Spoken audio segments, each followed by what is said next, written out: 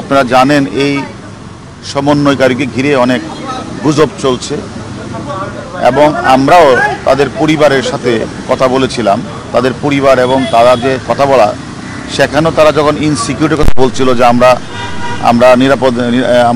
নিরাপত্তাহীনতায় ভুগছি, সেই নিরাপত্তাহীনতার কারণেই মূলত তাদেরকে আমাদের কাছে আনা।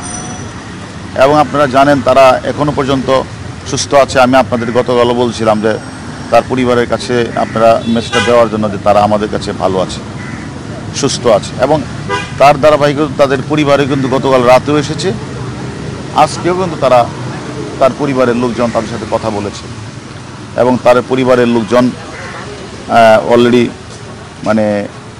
অলরেডি বলেছেনও যে তারা কী পর্যায়ে আছে, কীভাবে আছেন।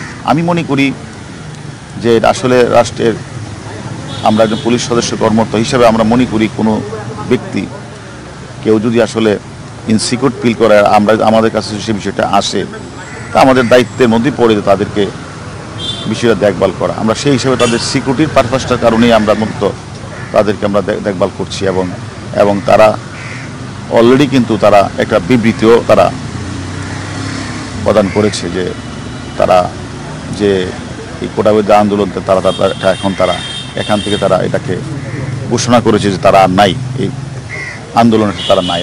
এখন যদি আপনারা মনে করেন যে এটাও একটা গুজব ছড়িয়েছে, আমরা দেখেছি গতকাল রাতে যে তারা স্বেচ্ছায় বিবৃতি দেয় নাই, এই ধরনের কথাও বলেছে।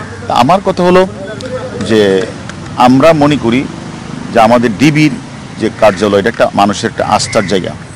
এখানে কাউকে হেনস্থা করা বা কারো প্রতি অন্যায় আচরণ করা সেটা ডিবি কখনোই করে না এবং আমি মনে করি ভবিষ্যতেও করবে না।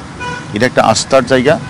মানুষ যখন কোনো বিপদে পড়ে আমাদের কাছে আসে, কেউ যেন সিকিউরিটিহীনতায় ভুগে আমাদের কাছে আসে বা আমরা নিয়ে আসি, আমরা তাদের সিকিউরিটি দেওয়ার জন্য মূলত কাজটা করি। এটা আসলে এই যে যারা গুজবটি ছড়িয়েছেন তাদের উদ্দেশ্যে আমি বিনীত অনুরোধ করব যে গুজব ছড়াবেন না।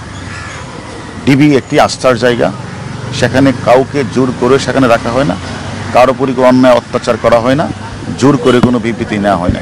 আমি মনে করি তারা রিয়েলাইজ করেছে যে তারা আমাদের কাছে লিখিতভাবে বলেছে যে সরকার তাদের যে দাবি পুরাটাই সরকার মেনে নিয়েছে এবং সেই কারণেই তারা তাদের যে আন্দোলন তারা প্রত্যাহার করে নিয়েছে।